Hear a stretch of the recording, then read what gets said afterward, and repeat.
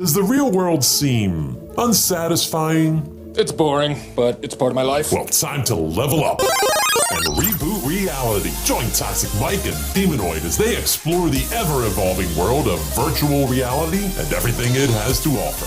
Whether you're just starting out or you've been there from the beginning, Reboot Reality will introduce, educate, and guide you to the best in VR.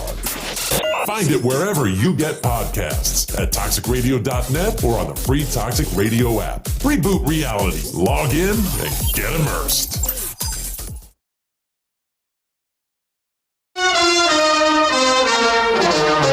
Planning your Saturday night can be a bit of a bitch. Saturday night is the loneliest night in the week. Well, it doesn't have to be. Load up Toxic Radio every Saturday night for the heavy metal happy hour with the one and only Fishman. I know that, dude. There will be interviews, ticket giveaways, a little bit of banter with Toxic Mike, and of course great metal from the 80s all the way through today. Starts at 7 p.m., runs until Fish says it's over. Everyone get out! Catch it only on Toxic Radio. Don't play it safe. Play it toxic. Hey, buddy. Brah. Hey, man, that's a sweet heavy metal happy hour t-shirt. Where'd you pick that up? Thanks, dude. I got it at the Toxic Radio shop. Toxic Radio has a shop? Yeah, dude. It's in the app or online at toxicradio.net. That is sweet. Yeah, and I also got a rockin' Toxic Radio hoodie and a Red Band Underground shirt. Dude, I'm gonna look so rockin' at the party tomorrow. Well, I think you look pretty now. Oh, wait, what? The Toxic Radio shop is the place to get all your Toxic Radio gear. Shirts, hoodies, stickers. Find it at toxicradio.net or on the app. Don't buy it safe. Buy it toxic. Hey, where you going, man?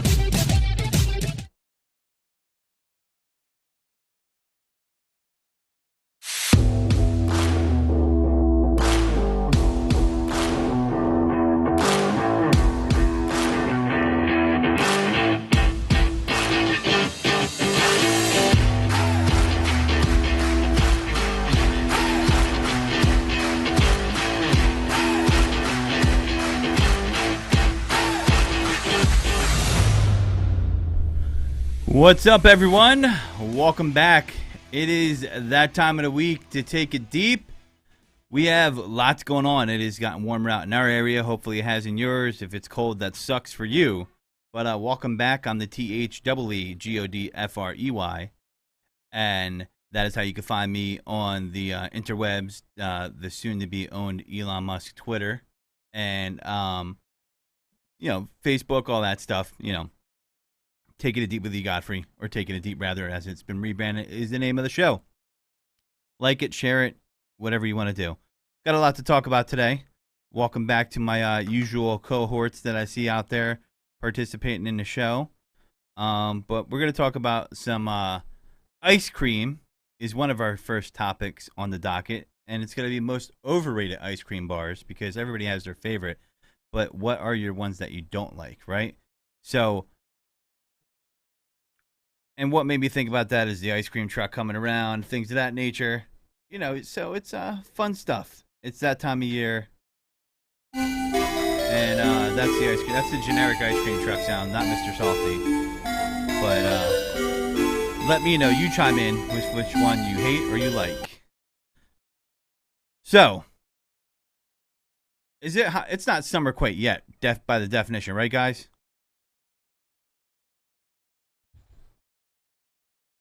Ice cream, yeah.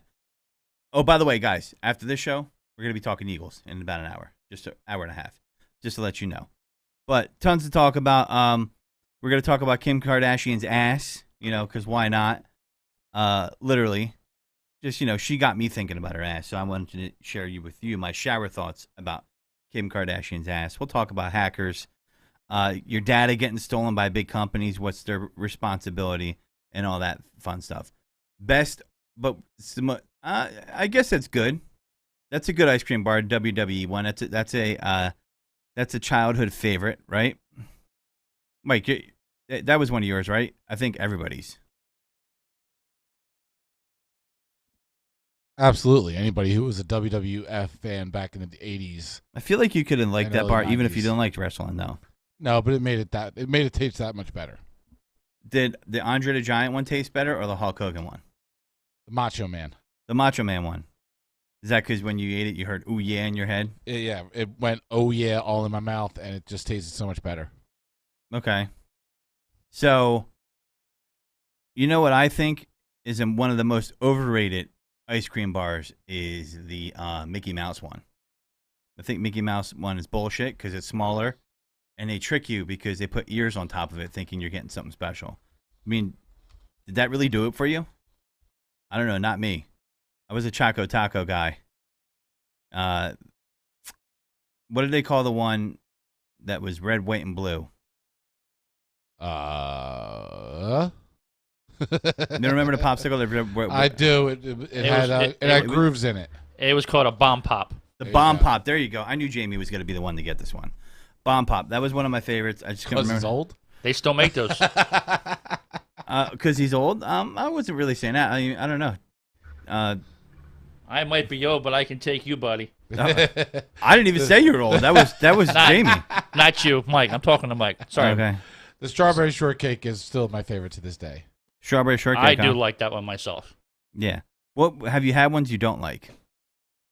I never liked the one that was a cone and had the it wasn't ice cream. It was more of like a the Nutty Buddy? No, it had the bubble gum at the bottom, and that's all I wanted to get to was the bubble gum. It was more of like a water ice. Yeah, that one seemed like there was too much labor intensive to get to the bubble gum. Yeah, fuck that. Or was the one what was the one that was like the frog with the little gumball in the middle?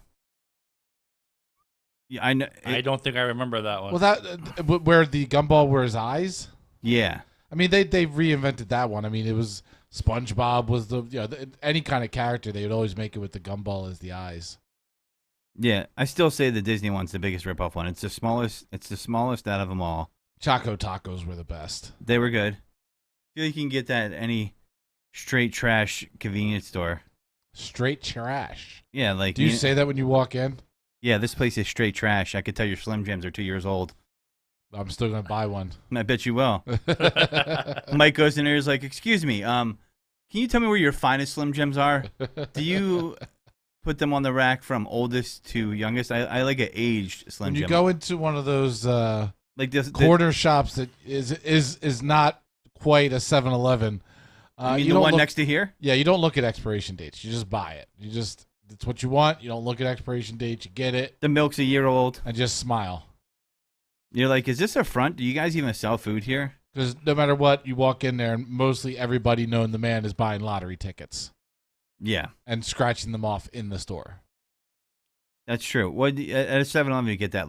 And it's funny, they'll have don't scratch lottery tickets here because some of the times they'll take the lottery counter will be like right when the door opens. So there's always some asshole bending over, dreaming of millions. But someone's got to win sometimes, right? Now they have it one of two things. They have it where they have the actual scratch off table where that is like the community place for everybody who's losing their money to stand and scratch off. But they also have it where you can just scan it, which I thought, well, that's a convenient thing, but it takes the fun out of scratching it. You could buy a bunch of scratch offs, go over there and scan the barcode. It tells you if it's a winner or not. I mean, listen, you reeked peak scumbag or peak degenerate when you're at a 7-Eleven at 12:30 at night playing a slot machine. That's when you know that your life, you got to question, what am I doing tomorrow? What direction am I in? And if you think I'm judging you for that, I am. That's all I have to say. But then again, you've moved to a place that would have a slot machine in a 7-Eleven. Well, I live near a 7-Eleven that has one, and I always wonder because I'll go in at nighttime, get a water or whatever, and I'll hear, all these sounds, these slot sounds going on, and I'm just like, what the hell is that? And it's like a vague remembrance of like when you get off the plane in Las Vegas. When you get off the plane in Las Vegas, you immediately hear the slots. Well, what are you going to do when you've got a 7-Eleven across the street with a slot machine and you can't get to sleep? I mean, so what you're saying is you've been in a situation before, Mike. I'm just saying, if there was a 7-Eleven with a slot machine and I can't sleep and it's 3 a.m., there's a possibility I might stumble out in my You're like, skivvies let's have a party. Let's give away some money. and go start playing the slots. Nothing makes me sleep better than giving away money for free. Slots have the worst odds ever. I don't know. I've my odds are usually I at least come out on top or break even. Well, when I walk past the slot section, I don't really see anybody. I just imagine a bunch of chimpanzees hitting buttons, hoping that something comes up. You know, like, oh, look at the zoo over here. They're hitting buttons, and they hope that some money spits out at them. Give me some drinks. But at the same token, I mean, the slots you can make your money last longer. You can get more free drinks. If you go to one that's one of those like ones with a lot of animation, it's more of a show and fun. Yeah, well, they do that to addict you. Like, Right.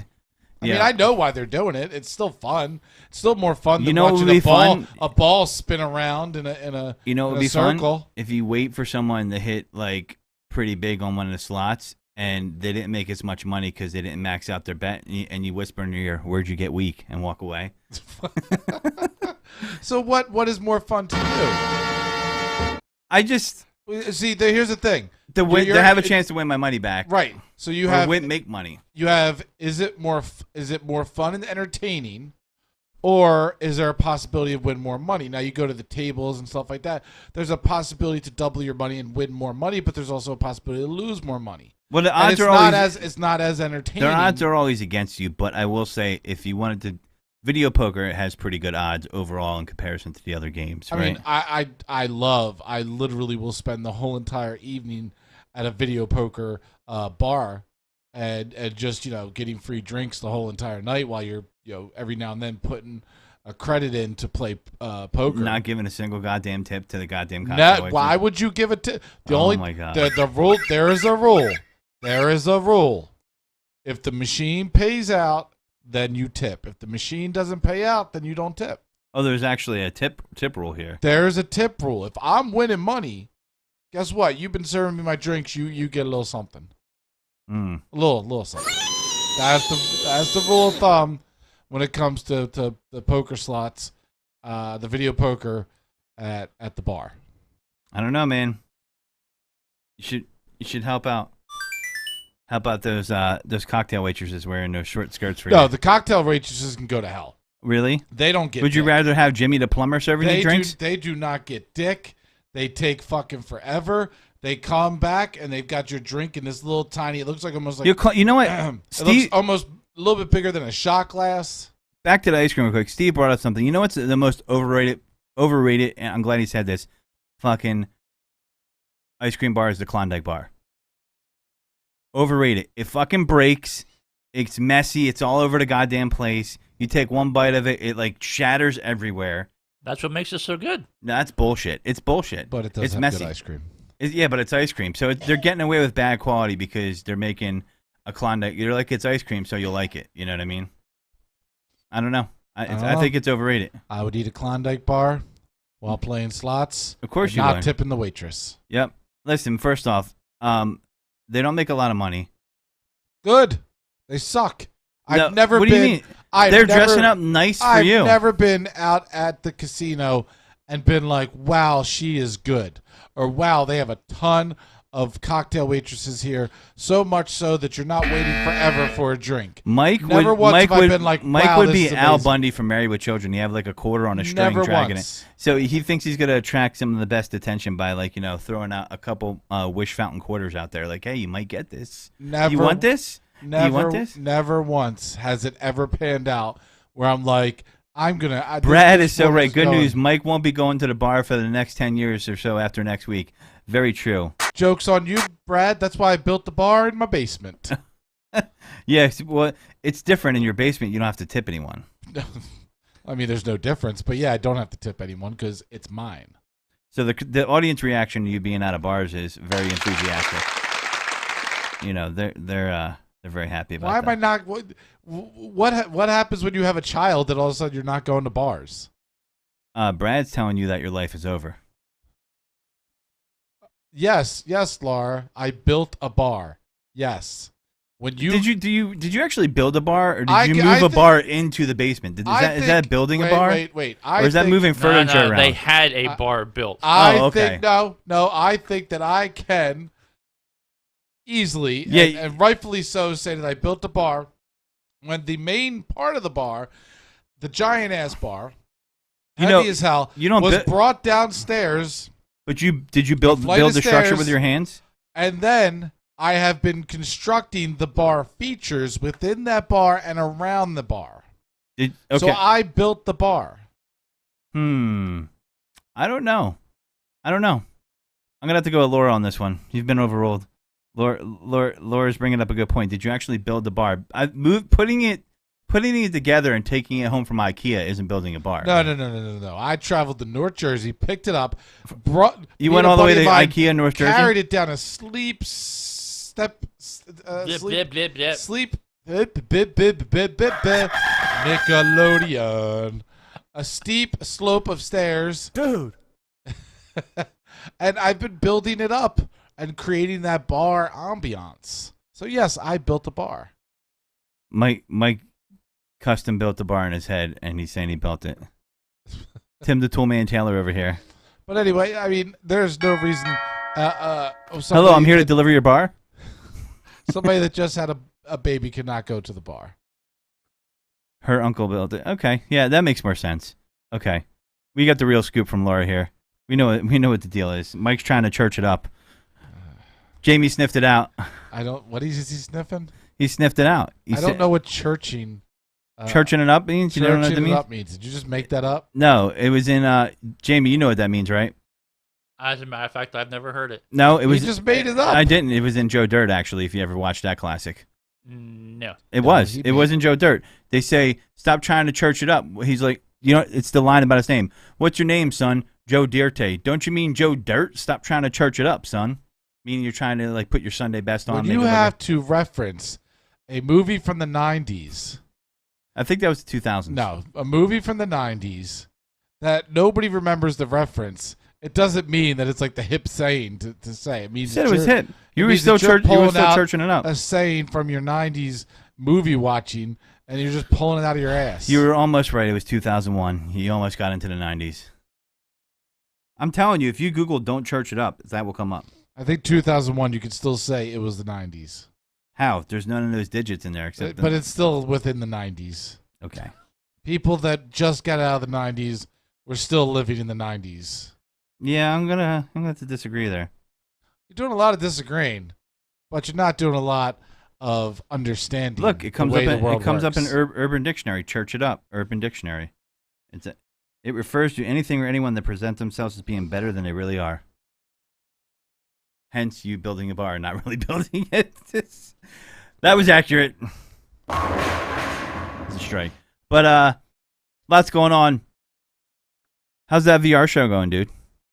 I caught a little bit of it. It looked like it was some. Oh, my show Reboot Reality that is available on all podcasting platforms, and you can go over to our official TikTok, tiktok.com/Reboot Reality, is going very, very well. Our following on TikTok is growing day by day, and our downloads for the podcast are surpassing even my expectations. I'm extremely happy. We've got a new episode going to be recording and broadcasting tomorrow night, talking about a brand new headset coming to the VR realm. Get on the hype train for Reboot Reality. So yeah, no, we're having a blast. Me and my co-host. I was trying to smooth that transition in there. Mike was like, "I'm just going to elbow right through the door." It's like trying to.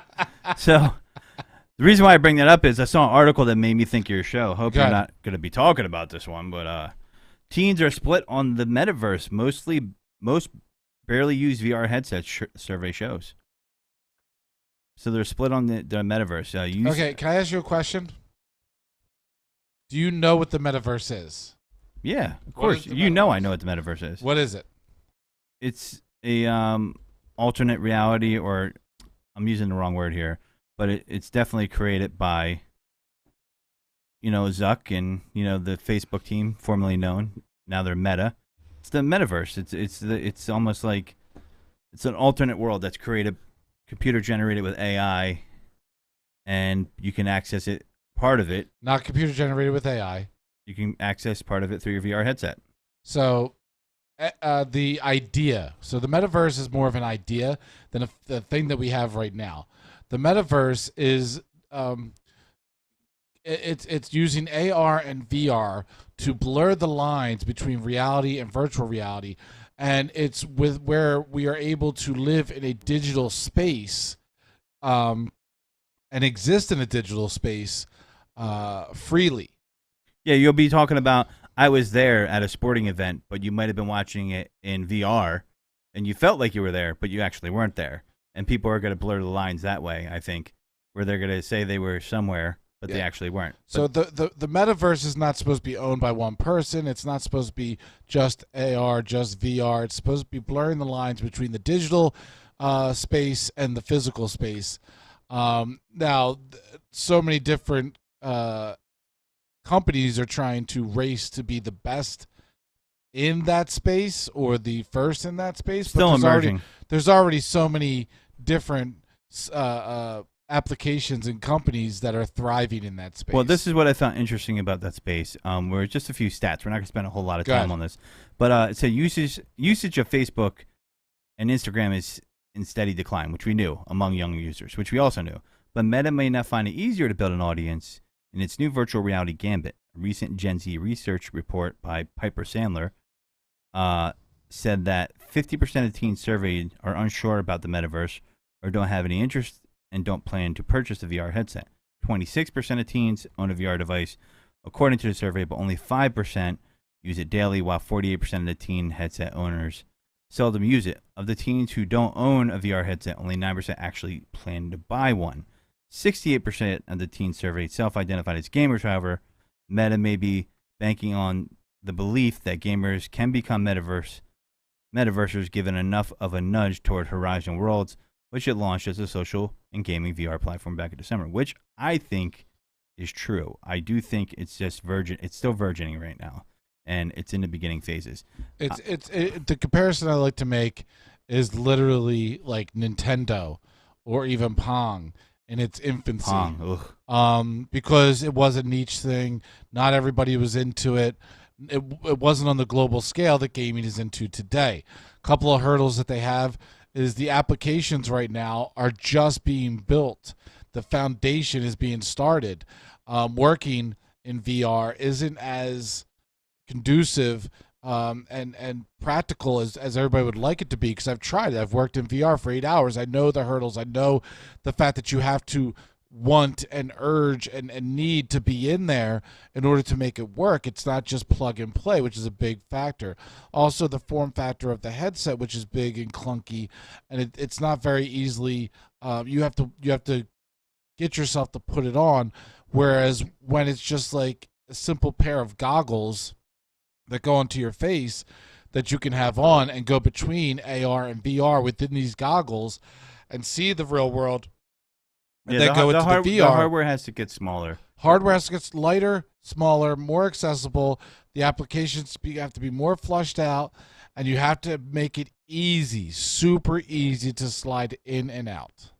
Oh, we're gonna drop that audio. Jamie, cut that audio for me after the show.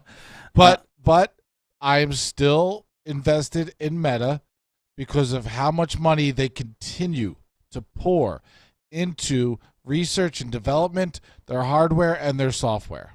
So, yeah, Mike will probably go deeper down on Fridays, but I just thought it was interesting because you're seeing a decline in a platform that's related, but I think Zuck is smart enough, even though he's not well liked, to have seen this, and he knows where the incline is going to come. Yeah, and Gene is 100% correct. This whole NFTs and the metaverse thing, because everything's going to be put in the blockchain, it's all going to intersect. It's all going to be working together, and NFTs in the metaverse is going to be fucking huge. It's going to be the way that you buy and own digital items in there, and it's going to be the equivalent of buying your house or buying a TV. Just like how if you watch the movie Ready Player One, they talk about all the goods and stuff that you've accumulated over your time in that world, and then you can gamble it all, fighting it out for like a special artifact, it's going to be very similar. It's going to be huge. So, speaking of TV, I was seeing this article and I noticed it. I was watching the Halo series the other night. I don't know if you watched any of that yet on Paramount Plus. Have you watched that? Really? I think it's. I've had a gaming podcast. I now have a VR podcast. Yes, I have. Well, you haven't watched Mandalorian, so. Mandalorian is Star Wars. Doesn't matter. Halo is a video game. You still have to watch it. So you've seen it. You're talking apples and watermelons, like not the same thing. Apples and watermelons. All right.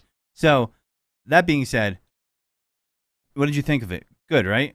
Extremely good. Really freaking cool the way they did it. I don't think this is a spoiler alert because it happens in the first episode. 3 episodes in so far. I'm 2 episodes in, I think. So in the first episode, he takes off his helmet, which kind of threw me for a loop. I understand to bring people in that aren't familiar with the video game, to bring in the masses, you've got to humanize Master Chief. I get it, but it is weird to see him constantly taking off his helmet and talking as a human.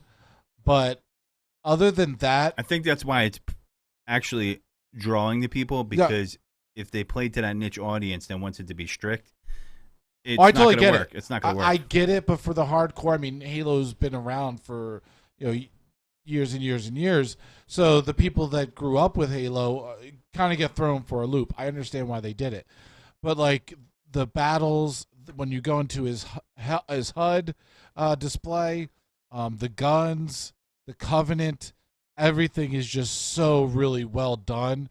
And if you've ever read the books or followed the story of the game, which I've done both, they're staying very true to the source material in many aspects of it.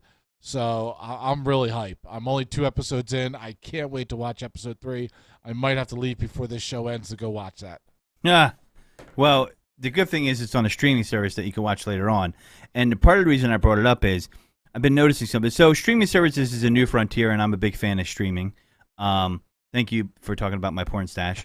No, but and the thing about that is I'm watching the show, and then I had my surround sound speaker on, and it almost blew me out of my fucking chair. And these assholes are turning up commercials loud on purpose. Much louder than the show, which is against the law, but for everything else, like if you do that on TV, you can actually get fined by the FCC. There's actually regulations on the book, but streaming, being a new frontier, it is not against the law in a streaming service. So for me, that is an asshole thing to do. One, maybe you're trying to watch it quiet. You got someone sleeping in the next room. You don't want to wake someone up. Or you got headphones on. Like I don't know if you've noticed it or not, Mike, but I'm talking about like it's going up like 10, 20 clicks on the volume level. Like it's not like a slight increase. And I'm like, and they're doing it on purpose. It's totally on purpose. So I would like to know, because I know that there are regulations about doing that on broadcast television. It's called the Calm Act. But I don't know if they have the same regulations for streaming. They don't. So it's called the Calm Act, and it banned excessively loud television commercials, but it doesn't apply to streaming actually, and that's why they do it. So what's interesting is they're knowingly doing it, which is the reason why they had to do that in the first place with TV, and so the FCC needs to step in right here and say that needs to cover that, because that's ridiculous. Now, if you're gonna make people have to watch the advertisement because you get a cheaper price on the streaming service and or it's free, totally get that. If you want to make them not be able to fast forward it because that's how you pay for the service for them watching, totally get that too. But for you to turn the volume up on someone, that's ridiculous. Like I had a surround sound bar hooked here, right? So I wanted to hear more bass, I was watching the Halo television show, and then it was like it got turned up to max volume as soon as the commercial came on. And it could be any commercial. And they're doing it so that it catches your attention. And I don't know, man. I don't know if that's effective. I don't even know if I remember what type of commercial it was because I was so pissed about it. I don't know if that's really doing a service to someone's product when they do that, And there's certain services where I don't see that happen. I mean, you said you watched the Halo streaming service. Did you notice the commercials on that were actually a lot louder? I don't really remember being jolted. I wasn't listening on surround sound. It was coming through TV speakers, so that might be a part of it. But I don't.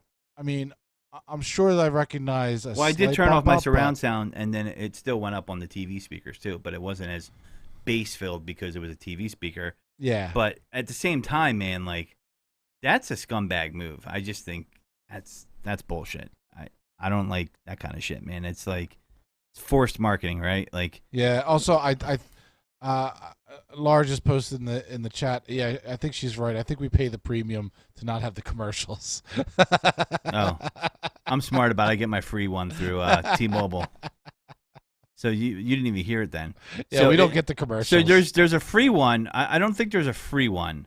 So I think there's one at $6.99, and you do get the commercials. Right? Still. Yeah, there's two. It's two tiered, and then you get the yeah, free or you one. pay $9.99 a month, and you get the commercials. But you can get like 1 week free or something. I pay $0 because T-Mobile gives you free for a right. year. So that's why I do it.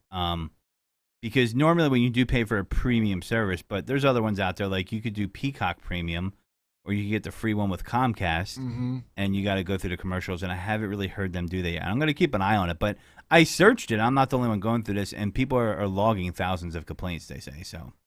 I don't know, but I noticed gas prices dropped a little bit. You're getting below $4, right? Should I celebrate? You should. Not, I guess. I mean, it goes up 50, goes down 25. The reason why I bring it up, I was just kind of interested. I saw a story locally here in Philadelphia. Cars line up for Philadelphia church's free gas giveaway. Would you go to a church for free gas? I mean, yeah. You don't even believe in Jesus. He's not even your friend. But he cares enough to give me free gas. You don't even believe he Who exists. Who am I to look at gift Jesus in the mouth? What if the priest told you to kiss the ring when you got there for the gas? Would you do it? Shit, I'll kiss his stupid ring. Okay. What if it doesn't mean dick What if to it was me. a toe ring? What? Is that what they're doing these days? No, they're not. Are the priests asking you to kiss? But I'm going to tell you, this was a story. Is he going to ask me to go to his OnlyFans too? Well, if a priest has an OnlyFans, I would hope that that their organization would question that. But like, I don't know if you really should be serving the congregation. But I'm going to send you a video if you want to bring it up.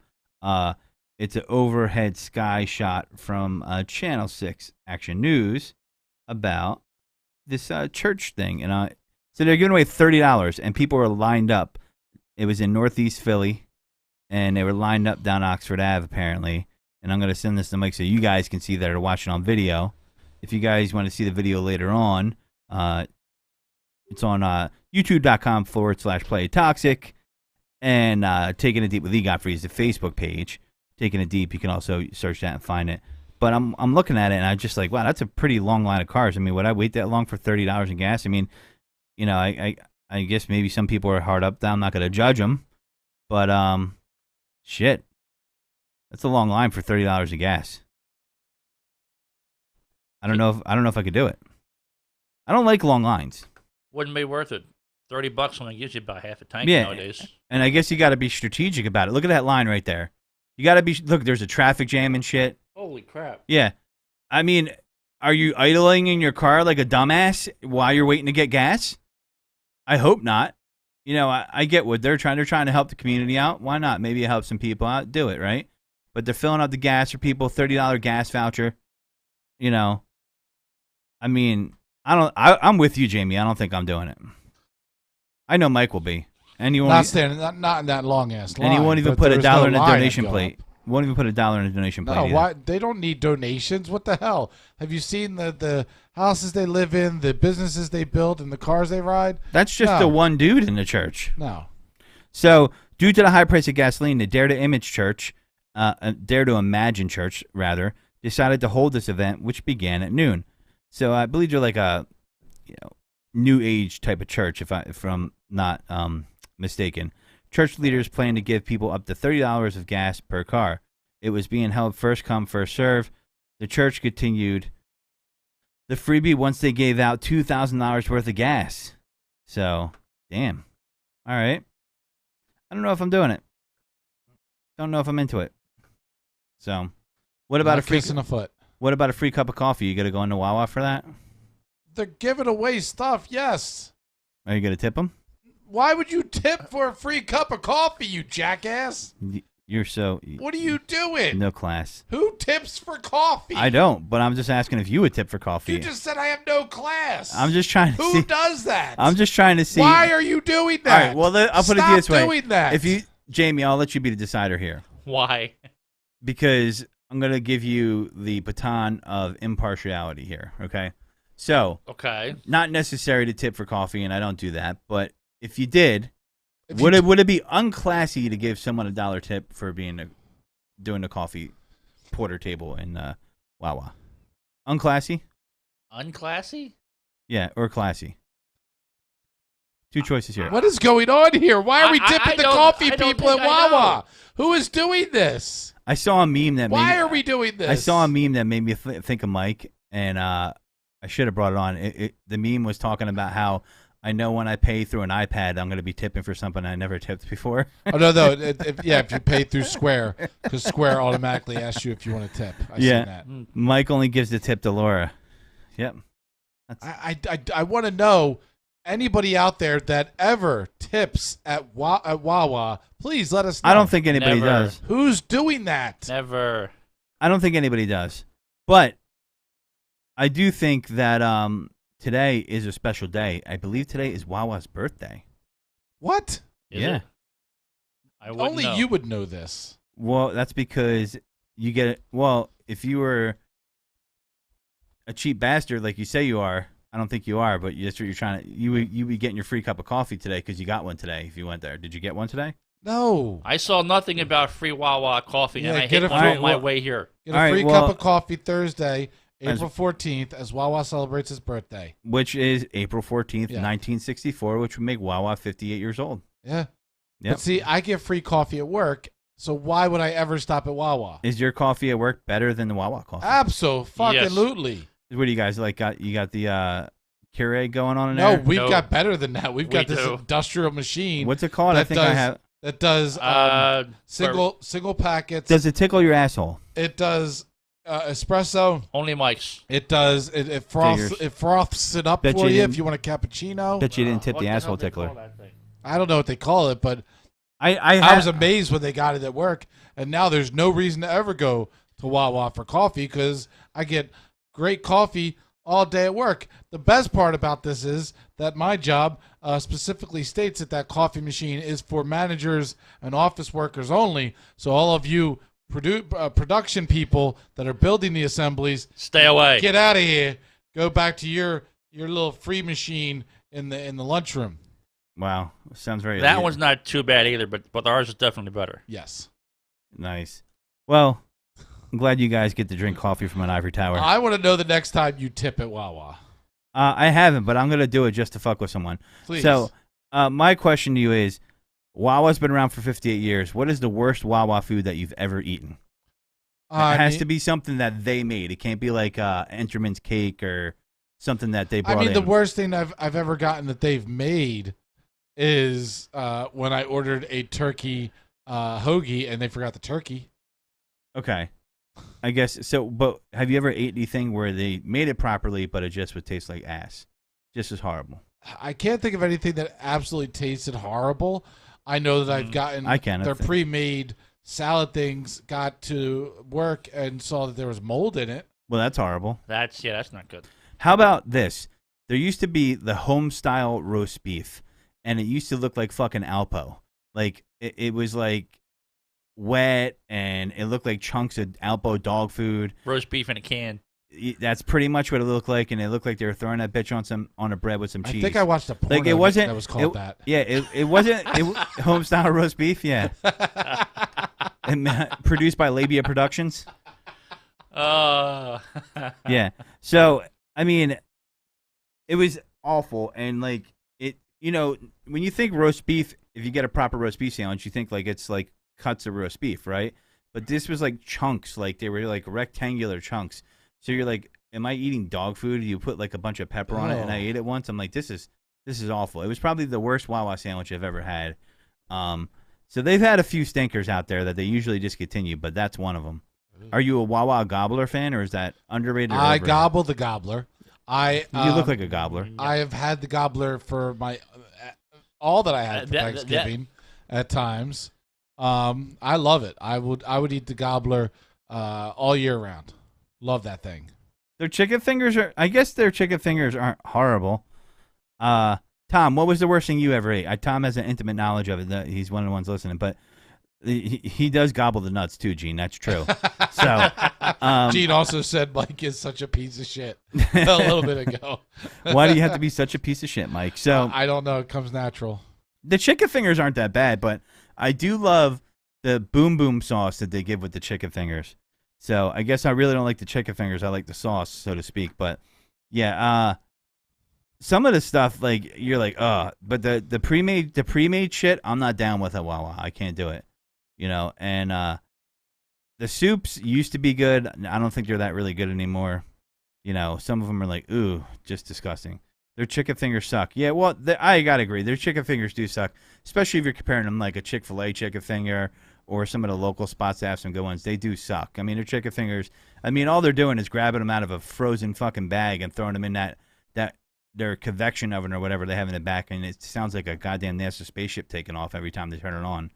That's and what they always everybody does. Yeah, I think it's terrible for what they charge. Honestly, he was on. This is from Tom. I was on the inside for 8 years. Their food is not worth what they charge.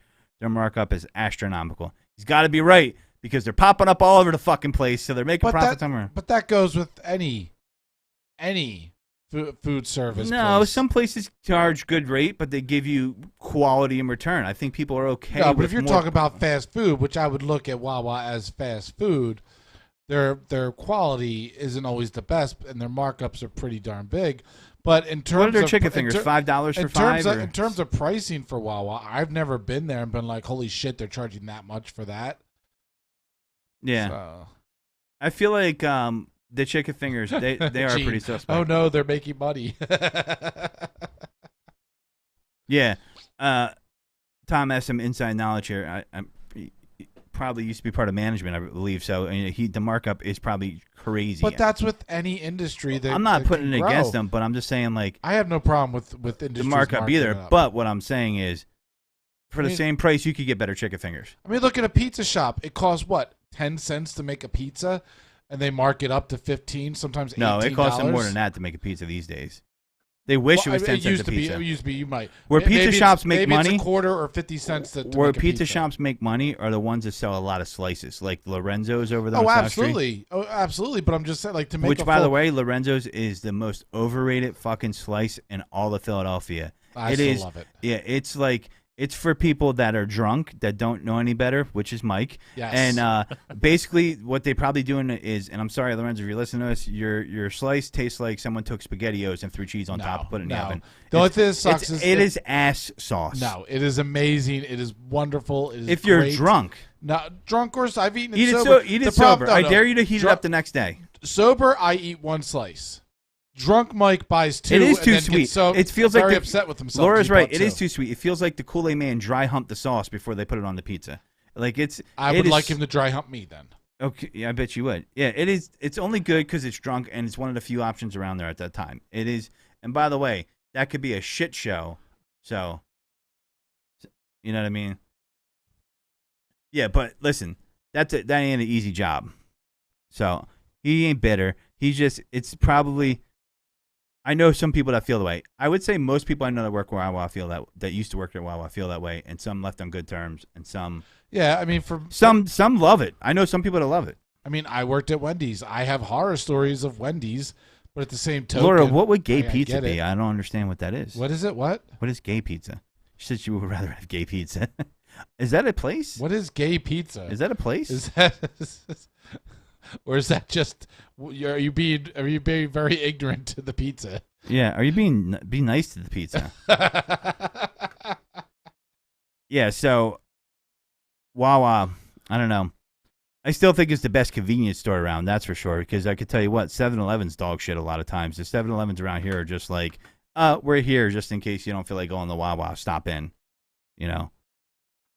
And by the way, I'm going to do a thing on cheesesteaks in a couple weeks. If you think D'Alessandro's is the best cheesesteak, that's the first way to say you moved to Manayunk.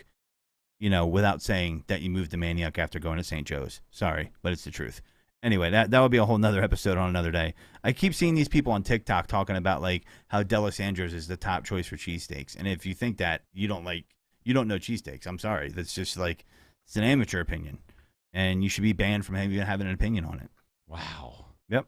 Elon Musk should buy your little shitty blog where you talk about cheesesteaks and become the member of the board. Banned for having an opinion. Yeah. But Elon's going to try to buy Twitter. He's got the cash. Looks like it. I mean, it's got a. I don't know the ins and outs of a hostile takeover, but it looks like he has a very viable offer on the table for him. So, it'd be interesting to see. I would like to see him buy it and purchase it because guys like him are interesting. I don't think he has enough money, so it's not like he needs to do it. So why does he want to do it? Is my motive. Maybe he is interested in the challenge of shaping that company in a way that he thinks would be more profitable or more forward going or more apt to handling this new world of information.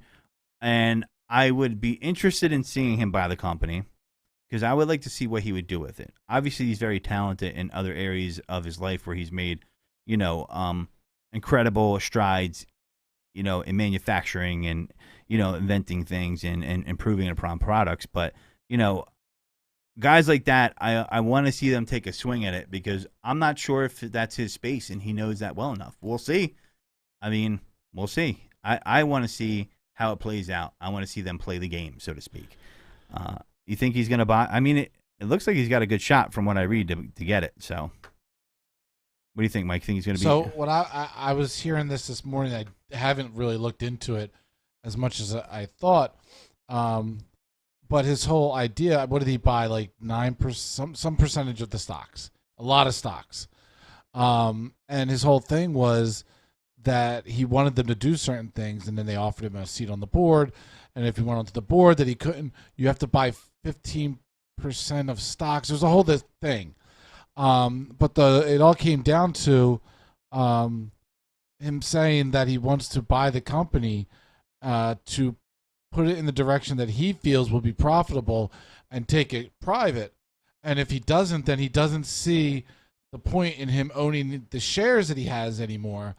And so he has so much invested in the shares that if they don't sell to him, he will just trash the shares, which will make their stock plummet. So he's kind of got them by the balls. Saying he's going to short it. Yeah, he's got them by the balls. So it's an interesting thing. I guess hence the term hostile takeover, right? Yeah, he wants to make it private. He doesn't want it to be a public thing. Well, we'll see what he does. I want to see what he does because he thinks it has great capability. I want to see what he does to rise to the challenge. Mm-hmm. I want to see it play out. I don't want it to be like how I look at Apple fanboys with Tim Cook or Steve Jobs, where they're just under his undercarriage and everything he does is great. Because there's a ton of that out there. I want to see how it plays out. Maybe he does make something that is the standard bearer, right? So it'd be interesting. I want to see it happen just because I want to see what it does. What it does, or what he does with it, rather. So sounds like he's got a shot to buy it. He's got them cornered. So sucks to be Twitter, but that's something that you can do. The hostile takeover, I don't think is done that often on that scale. So now this is going to be interesting. So companies are pulling out all the stops to lure employees back to the office. It's a conversation that keeps coming up in passing when I'm out talking to people. Offices trying to get people to come back, and it's not working. People are quitting. People are moving. I think the best compromise really is a hybrid model, but I do understand why. What pisses me off is this. I understand why people don't want to come back to the office. The grind to get to the office is a pain in the ass in the first place. And then when you see your same boss saying that you need to come to the office when your job really doesn't need to be done in the office in certain positions, and then they come in and they leave early, is kind of bullshit. If it's so great, I think you should lead by example. Sometimes you got to go and do sales calls and things like that. Your position that you're in might call for you to do that. So it's not across the board here, but, as the article on Yahoo says, they're struggling to get employees back in the office continues, and tech companies have resorted to sweetening the sour taste of commuting to work with A-list concerts, office swag, and other perks. Nobody gives a fuck about that. Like putting vegetables in their brownies, companies with large budgets are resorting to offering rewards to straight-up bribery to make a mandate to the office more palatable. Yeah, bribe me. That's what I want. Give me some fucking cash. No, for real. I'm not even joking. Like, pay me more, motherfucker. Don't give me a fucking swag bag. Like, I need a T-shirt I'm going to fart in, like, and wear later on. Get the fuck out of here. How about a T-shirt? You want to come to work today? The New York Times reported the incentives range from Microsoft throwing a party with local music, appreciation events, and wine tasting classes to Qualcomm handing out free food and giving fitness classes. Give some fucking raises. Give a raise. Because, I mean, why don't they get that, right? Like, maybe it's because you're not paying enough to deal with the hassle. There's a thing called the dollar per hassle ratio, as I like to call it. At Cilions, I think I'm saying this right, the company's spelled CLIONS, employees were encouraged to move their desks facing the blooming cherry trees. The theory behind it was the work will feel like home. And if the employees squint their eyes enough and keep their desks turned to the window, it almost feels like the workers aren't in the office at all. That sounds like some fucking starry-eyed bullshit. The thorough line of all the souped-up parties is employers are offering free food or complimentary classes. Employees that go to work are treated like they've earned a pizza party in first grade, and the only punishment for those that don't is fear of missing out, FOMO, as I hear all the time in that culture. But it's likely the employers who are missing something. Why workers come back? The number one reason that workers come back is much simpler. A LinkedIn poll conducted by Fortune surveyed 2,800 workers, and their number one motivation to return to the office was socializing with colleagues. I could see that. Better work and learning options was the second option. Top motivation at 21%, and parties and free food in a measly 5%. You're going to tell me that, did they not ask about, like, if they paid you more money? Like, shouldn't that be an option? Well, what if I paid you 10% more? Okay, sign me up. Right, Mike? Like, if your company said, if you were working at home and they said, we'll give you a 10% raise to start coming in the office, would that be enough? Or would you need more? I don't know. So I know at my job, like, here's the tough thing. Everybody's been home for over 2 years now. And as long as your company has continued to be profitable or maintain the profitability that it was before it went on lockdown, it's very ambiguous to think that you could just get everybody to come back without reasonable stuff to make them come back. Like, Right. there's even money is like, I think I'll give you an example. The wear and tear on their car, the fact that they have to put pants on, the fact that they have to interact with people. Pants on, yeah, pants. The pants is a big deal. People are just dealing with pants. People are drinking on the job. Nobody knows it, and they're still getting shit done. Mike just told on himself. No, but I'm serious. Like, people are still doing that. And here's another thing you got to think about: sleep and free time. Right? If you're taking let's say it's taking an hour and a half out of your day each day, and you got to get up an hour early every day and go to bed an hour earlier to make this commute happen. We're talking almost about a 4 to 3 hour swing a week. Yeah, and you add that up. You do add it up weekly, and then monthly, and then yearly, and all the time that you're saving. And that's our biggest asset is time on this planet. So that's huge. Most responded, however, that they're not even going to return to the office at all at 38%, which I think is high. And some individuals in the comments expressed that they're only going back to work because the employer is requiring them to. Indeed, many of the same tech companies throwing massive parties are also the ones instituting schedules that mandate hybrid work. Google is enforcing 3 times a week in office policy, but while workers are there, they'll be treated to a Lizzo concert. Okay. In light of survey results, the lavish musical events are a way to cushion the blow of a strict return to work. I mean, are you going to get work done during a fucking Lizzo concert? Like, okay. So where it's optional and when employees do want to return, it's simply to see the new and old friends and the lure of office parties and further undermined by the current rumblings of another surge of COVID cases. So here's the thing. I think it could be a lot better if employers weren't tone deaf on certain things. So let's say your day starts at 9 a.m. try not scheduling a fucking meeting at 9 a.m. Right? I think that's kind of smart.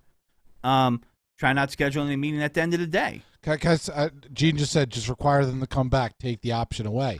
It's not that easy. My job has been struggling for the past year on how to get people to come back. I could tell Gene would be a hammer at work if he was and how to get people to come back, because honestly, right now, you tell people to come back, and that could be the straw that breaks the camel's back, which makes them quit. And companies cannot right now afford, a portion of their sales staff or their engineering staff or other staff to just quit. You got to qualify this, right? We're not talking about retail-facing jobs where you have to be there in person, right? A lot of these surveys got to be conducted, I would assume, by people that can do their job functions remotely, right? And do quality work. People that work office work, cubicle work, on the phone, all this kind of stuff, it 100% can and has been proven to be able to be done from home. I think that it's a lot of these companies, a lot of these owners that look at these buildings and these office spaces that they pay rent to, nobody's there. And they're in these long-term leases, sometimes 5 or 10 years, and they just, it eats them up inside that people aren't there working. Well, I get all that, and I understand the mathematics of it and the economics of it. That I'm putting aside. What I think is, I think employers have to be a little bit more creative in thinking about why people feel that way in general, outside of money, right? And it's the office culture a lot of times. But why do you need, if you've already I'm not proven, saying that you need a party. We have done, this was an extensive, crazy experiment to see if working from home works on a grand scale. We have done the research. We now know, yes, working from home does work and can be very profitable for your company, and you can continue to get the earnings you need and also surpass those earnings. Why do you have the urge as a company owner, as a business owner, to bring these people in? Why do you need to see their faces if well, they're you already just said, doing the you work? just said it. I think part of it's the real estate aspect of it. I think it's also, this is what I also think it is, I think for the most part, people's jobs, especially office computer workers, they have a lot of free time during the day. I'm gonna a lot of time that they would go to the water cooler and bullshit. A lot of time that they would just get online and go to stupid websites. They had a lot of free time. Now they're having that free time at home, and these people don't like the thought that they're not sitting in front of their desk just waiting for work to do. Well, I think what's it's gonna stupid. happen? I think it's ridiculous. I think it is let stupid. them work from home. What's going to happen is people will get their wish, and they're going to have these extreme monitoring software programs that are going to fucking track your movement and shit. Wait, G just said because people need supervision. We just proved over the last couple of years that they don't need constant supervision if their jobs were able to be done, completed, and their tasks completed from home. I think we proved it. I think some people do need supervision. But this is what I'll say, and this is where I think the big problem is. It's middle management. Here's the whole thing: you proved that you don't need supervisors. Sometimes you don't. You proved that in certain cases you don't need supervision, which takes the supervisor's jobs away. Oh yeah, I definitely think that happens. I see bad middle managers all the time. I've seen them at certain companies. I've seen people quit about it. Unfortunately, I work at a company now where feedback matters, but I could tell you that people have driven good employees away because they were bad managers, and they made the work environment shit because they didn't want to roll up their sleeves and do the work. And what it is a lot of these managers that I've met aren't good remote managers because they need to manage in person because they haven't adapted their skill set to be able to manage people remotely, and that's weak on their part because sometimes it makes them have to adapt and do their job differently and roll up their sleeves, and they don't want to do that. I'm going to end with this because I know the show's got to end.